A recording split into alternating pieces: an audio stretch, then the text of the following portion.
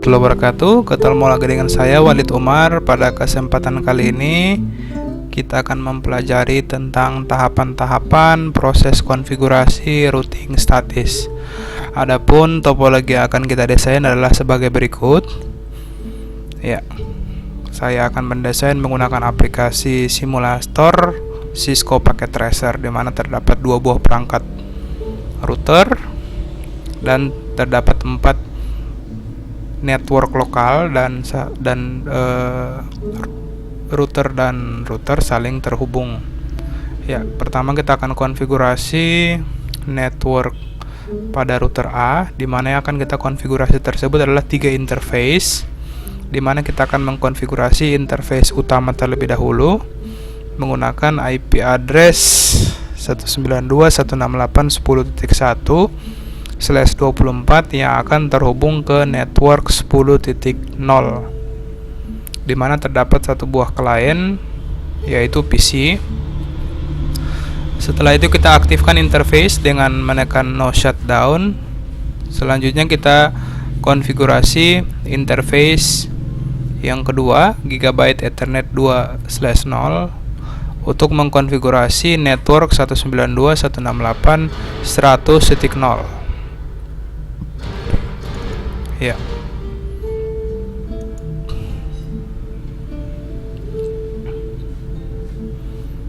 Ya, 111.1/24. Ya.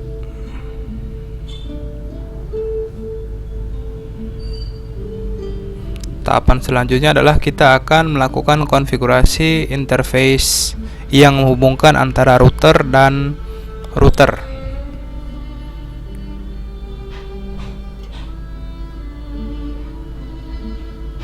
Kita aktifkan interface-nya, no shutdown.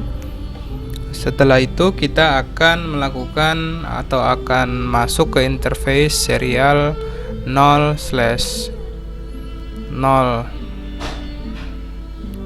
sehingga kedua router dapat saling terhubung dan dapat saling menghubungkan antara dua network yang ada di belakang router tersebut masing-masing.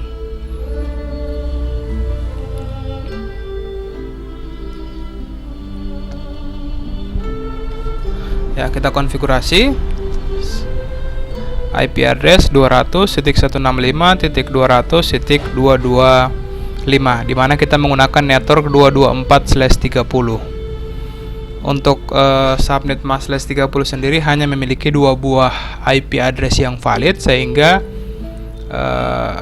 hanya dua IP yang dapat digunakan pada network 224, yaitu 225 dan 226. Jangan lupa aktifkan clock rate untuk interface serial. Setelah itu kita akan melakukan konfigurasi network 3 interface lagi pada router yang selanjutnya. Kita masuk ke routernya.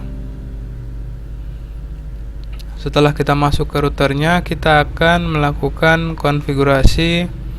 Kita masuk dulu ke interface-nya.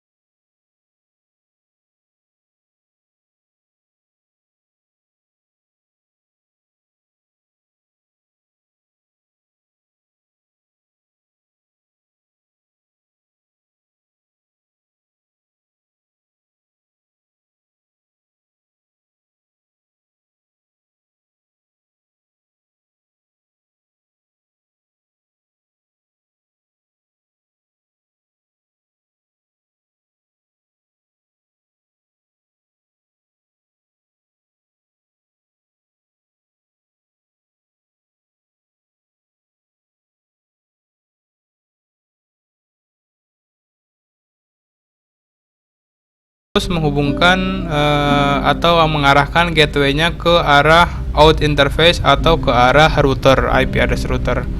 Ya, sama halnya dengan yang tadi kita menggunakan 11.1. Nah, kita masuk ke network 10.1.1.0.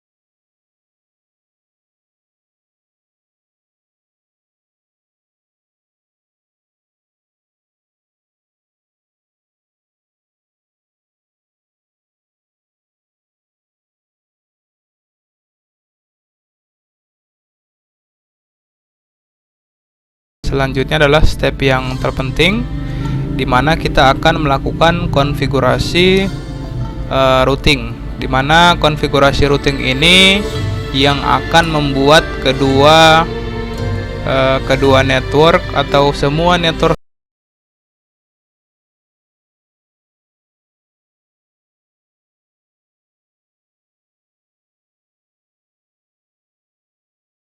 menggunakan IP route yang akan kita demokan sesaat lagi, dimana kita akan mulai mengetikkan perintahnya IP route spasi network tujuan. Ya, ini formatnya IP route spasi network tujuan spasi subnet mask network tujuan, dan selanjutnya berapa IP address yang akan dilalui oleh router tersebut, berapa IP address yang akan dilalui, misalnya 226. Jadi dari router A akan ke network B, ini dia akan melalui jalur ini, ya, karena kita tidak memiliki alternatif jalur yang lain, maka dari itu kita menginputkan IP address atau network yang ada pada sini, yaitu 200.165.200.226. Ya, kita lanjutkan. Ya, selanjutnya kita akan routing lagi ke network yang kedua. Kita akan routing ke 10.1.2.0/24. Kita routing. Ya.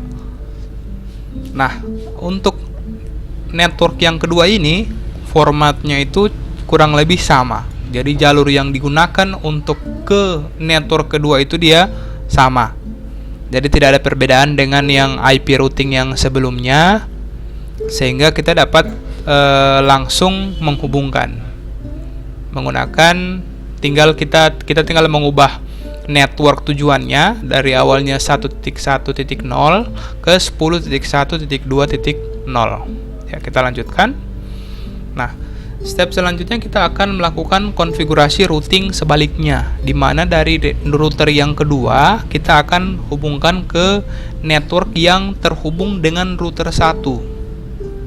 Ya, perintahnya kurang lebih sama. Kita harus mengetahui dulu destination networknya atau tujuan networknya kemana. Misalnya ke 192.168.10.0/24. Nah, jalur yang akan dilewati adalah jalur sebaliknya. Jika tadi menggunakan 16.25.256, sekarang kita akan menggunakan jalur yang sebaliknya, yaitu IP address dari router yang akan dilewati atau akan dilalui oleh jalur tersebut. Ya, sama halnya dengan network yang kedua, destination-nya berbeda, namun path-nya sama. Nah, sampai dengan saat ini kita sudah bisa melakukan uji coba. Kita akan melakukan uji coba ping akses ke dari network yang berbeda. Sebelumnya kita akan melakukan pengecekan tentang informasi atau routing table yang ada pada network ini. Ya, seperti yang dijelaskan pada tampilan ini, di mana kita memiliki beberapa daftar routing table, di mana ada tanda S, di mana S ini adalah informasi tentang static routing, sedangkan C adalah informasi tentang directly connection. Nah, di sini ada dua informasi S. Nah, hal ini menandakan bahwa kita melakukan routing statis 2 kali dan menggunakan jalur yang sama. Nah, selanjutnya di sini kita menggunakan yang C adalah yang terhubung langsung. Nah, kenapa ada bagian 10.0.0.0/24? Karena IP address 10.1.1.0 tersebut adalah IP address yang diklasifikasikan untuk kelas A. Namun kita memaksanya untuk digunakan pada IP address kelas C, yaitu /24, sehingga agar tidak di summary seperti ini, kita harus menambahkan perintah no auto summary. Nah, perintah no auto summary tersebut akan membuat network tersebut sesuai dengan subnet yang digunakan. Ya, saya rasa penjelasan tersebut sudah saya jelaskan pada video sebelumnya. Ya, kita akan melakukan proses uji coba layanan, di mana kita akan melakukan uji coba ping dari network A ke network B, network A ke network C, dan seterusnya. Nah, tes pertama kita akan melakukan ping dulu ke 10.1.2.2 ya, dan ada pesan balik ya, dan yang menandakan bahwa konektivitas ke network tujuan berhasil ya. Paket yang diterima dan tidak ada paket yang lost. Nah, pengujian selanjutnya kita akan menggunakan pengujian tracert. Pengujian tracert adalah pengujian yang mendefinisikan atau yang menginformasikan tentang jalur-jalur mana saja, melalui jalur mana saja paket yang dikirimkan tersebut dilewati. Ya, kita bisa lihat di mana kita akan melihat tujuannya. Nah, jalur informasi paket ping tersebut akan melewati jalur 10.1 gateway-nya. Selanjutnya akan ditranslasikan ke 200.165.200.226 dan selanjutnya akan mencapai IP address tujuan. Ya, dan trace-nya komplit. Saya rasa sekian untuk video kali ini. Semoga bermanfaat. Apabila ada kesalahan, kekurangan dalam video ini, mohon maaf. Tetap semangat untuk belajar. Wassalamualaikum warahmatullahi wabarakatuh.